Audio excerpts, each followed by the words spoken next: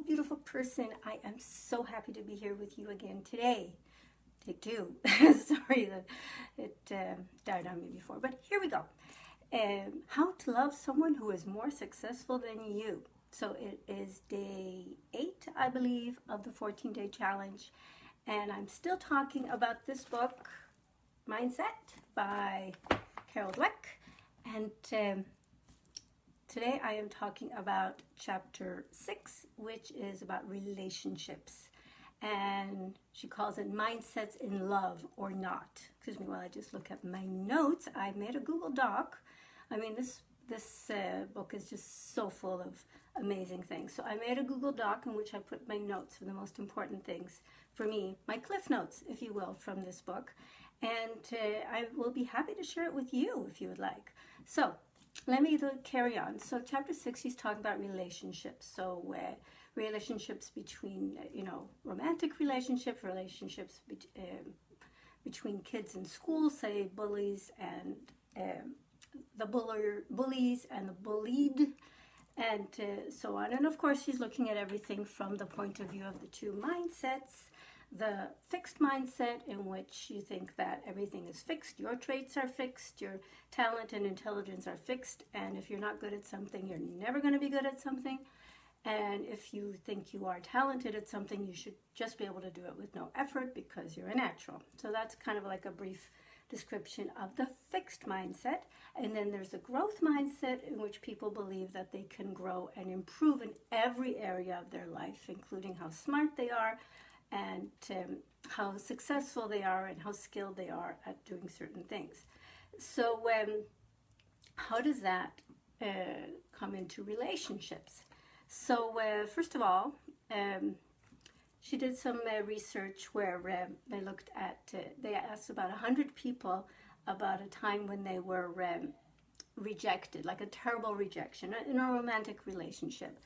And basically a story about somebody that had this relationship and then the person left, and it's just heartbreaking. Everybody pretty much has gone through something like that in their life. And some people let these experiences just scar them and prevent them from forming satisfying relationships in the future. Others are hurt, they cry, they heal, they move on. So what's the difference? Okay, so again, she looks at it from the point of view of the mindsets. So if you have a fixed mindset and somebody rejects you, you might feel judged and labeled by this rejection, and like somebody's written unlovable on your forehead.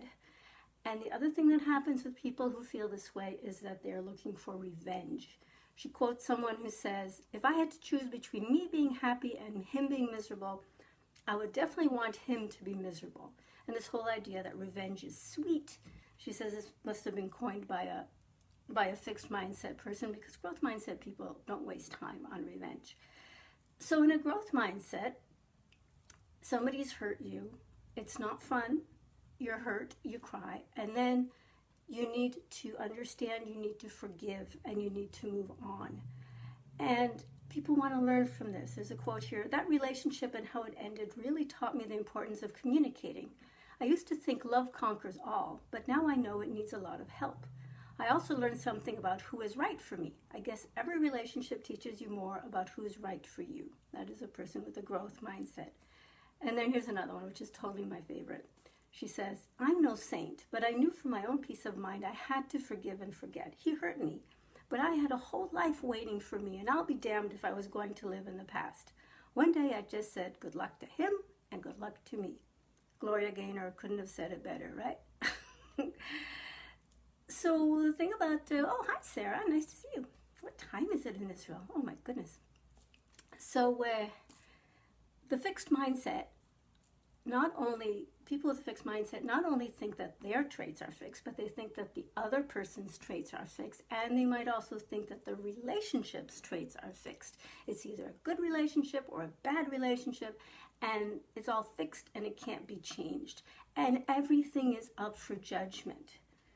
And then which is, you judge yourself, you judge the other person, you judge the relationship. There's so much opportunity for miseries in there.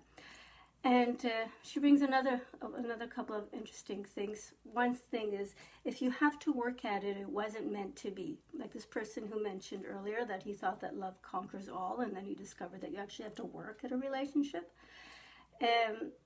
So people who have a fixed mindset, they not only expect everything to go perfectly from the get-go and for there to be absolutely no hiccups or any sort of stumbling blocks, they also expect the other person to read their minds and that the other person should agree with them on everything.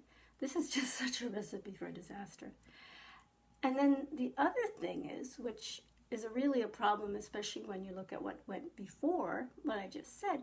She said that problems indicate character flaws and they can't be fixed. So if the other person does things that irritate you, they are an irritating person, and there's no point in trying to make them a less irritating person. You should just leave or suffer. And it's hard because, you know, if you have a fixed mindset, then you need to know, you think that if you don't put all the blame on the other person, some of it has got to be on you. And it's very hard for people with a fixed mindset to accept that they might not be perfect in every way. That's one of the hallmarks of the fixed mindset. Okay, there's a lot more in this chapter. I don't know why I can talk about it all on this one video. She talks about, I just want to say something about what she says about friendship, and then there's more about bullying and so on, which I'm going to make. Oh, hi, Malachi. The things I just want to make, it's going to be a different video about this, because it's talk bullying and so on. It really deserves its own video. But she talks about friendship, which is really interesting. Like, you know who your friends are when you're in trouble, but who will stand by you when you are successful?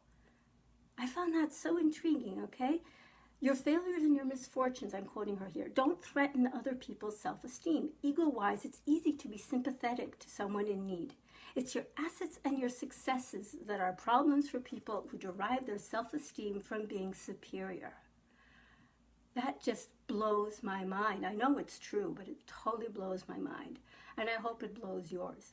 So anyway, that's all I've got time for right now. I'm going to wrap this up. There's way more to this chapter, but I'll talk some more about it tomorrow.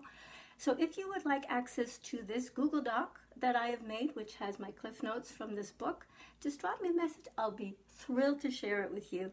Have a great day. Remember, I love you. Talk to you again soon. Drop me a message if you want this Google Doc with my cliff notes from this series. Bye.